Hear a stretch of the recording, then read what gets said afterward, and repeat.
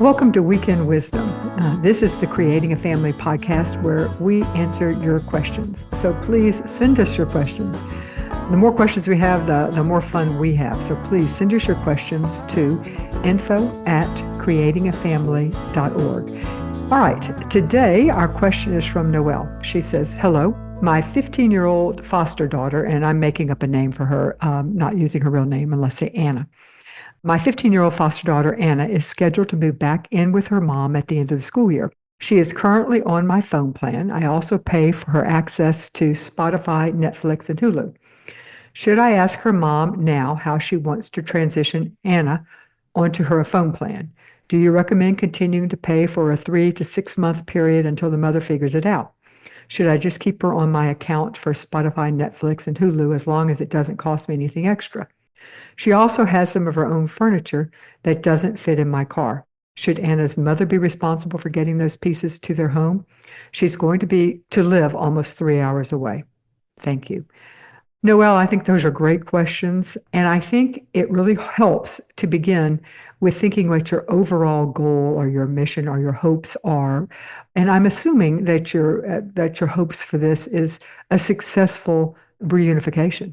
Now, you also may want to have some type of ongoing supportive role in Anna's life and Anna's mom's life to be a support for them. But I think it's important to have your goal in mind, which let's say it is to have this reunification work and to be successful and long lasting. And then try to make all your decisions with that goal in mind.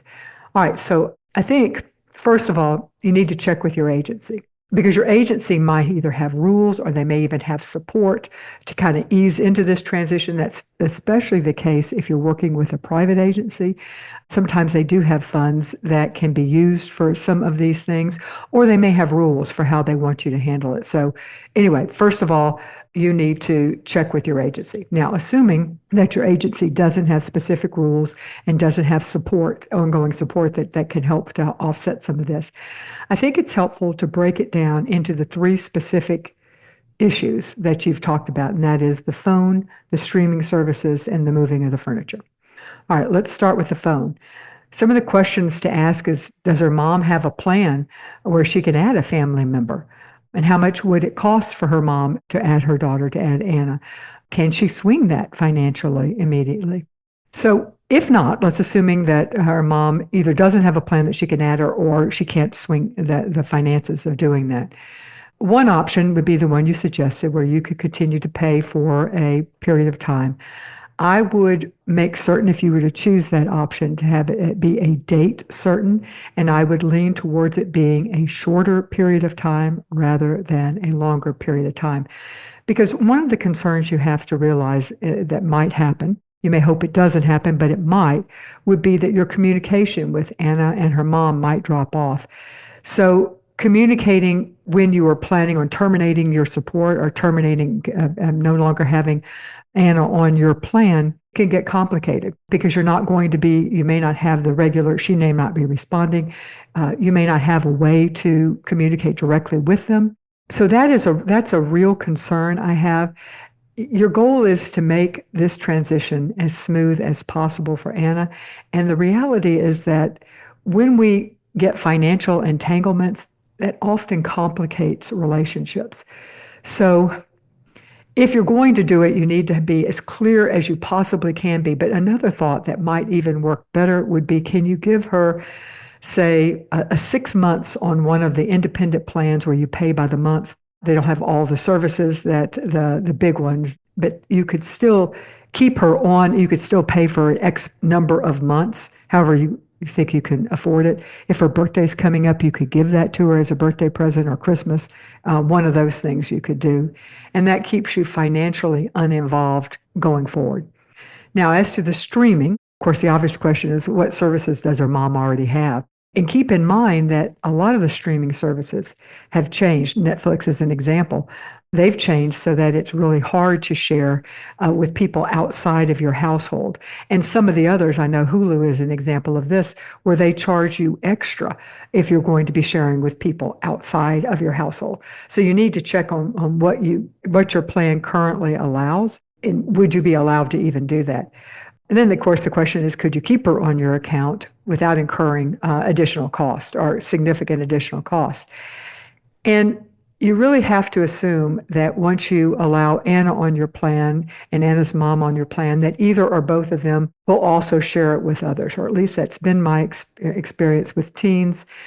They go to a party and they want to watch something, and the friend doesn't have the streaming service, and so they plug in your information, and almost never do they actually log you out afterwards. So now your service is on another, and does that impact your ability in your plan, how much you're going to have to pay? Because some of the ones that you pay for additional households, they limit you to how many households, and so you have to think about that. So again, your goal is to make this as smooth a transition as possible, and you really want to limit the possibility for misunderstandings in the future if it doesn't continue to work out. And there could be a lot of potential complications here. Does she have a favorite show? And if so, would it be possible for you to give her a year's subscription, again, as a gift?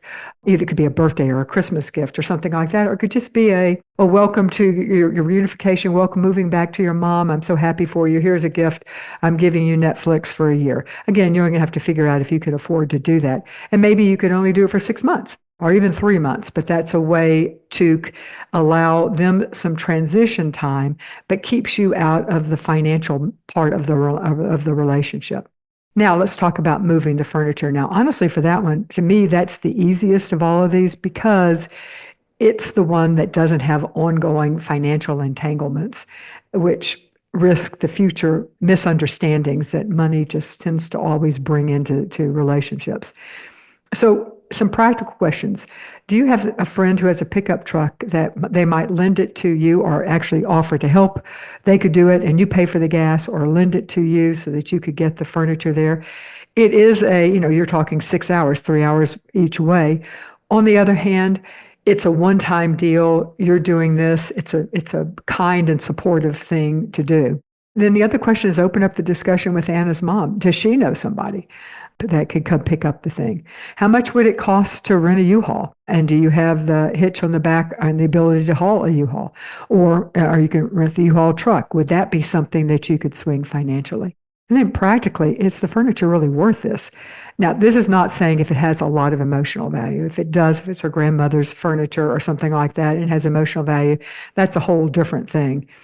But let's assuming it's just furniture that doesn't have any emotional value. Is it really worth that? Or would it be easier to buy her a bed at Costco or Walmart? Or if you're lucky, there's an IKEA nearby. Would it be easier to replace some of the things with something new and probably cheaper in the long run? Bottom line is your goal is to facilitate as much as possible a smooth transition, facilitate communication by opening up a discussion with Anna and her mom, preferably when they're all in the same room. Again, misunderstandings can happen unless you're all there. So to talk about all of these things, but before you do that, you need to think through what you're willing and able to do, keeping in mind the goal to distance yourself, if at all possible, from ongoing financial interactions, just because the potential there for misunderstandings is so great. Noelle, your heart is in such the right place. I wish you the absolute best of luck with this. And I want to thank everybody for joining us today for Weekend Wisdom, and to remind you that if you really want to help creating a family, and I hope you do, what we really need right now are ratings on whatever app you are listening, or if you're on YouTube watching, whatever app you're on, if you would please go on there and give us a star rating. And if you're feeling generous, you a written comment on YouTube, you actually just have to leave comments. Let me quickly go over Spotify. I'm going to have to read this, but with Spotify, to leave a rating, you select the highlighted ratings on the podcast page, and that's how you can leave a star rating. To leave a comment or a written review, you just comment on the podcast page itself right below the show notes. On Apple, to leave a rating and a review, you go to the Creating a Family podcast page itself. That's where you see all the list of the episodes, and you scroll to the bottom, and then you can tap on the stars to leave a star rating, and then right below that there's a button that says write a review. And on YouTube, as I mentioned, you just leave a comment. So thanks for listening to this week's Weekend Wisdom. If you liked it, please tell a friend. Subscribe to the creatingafamily.org podcast. See you next week.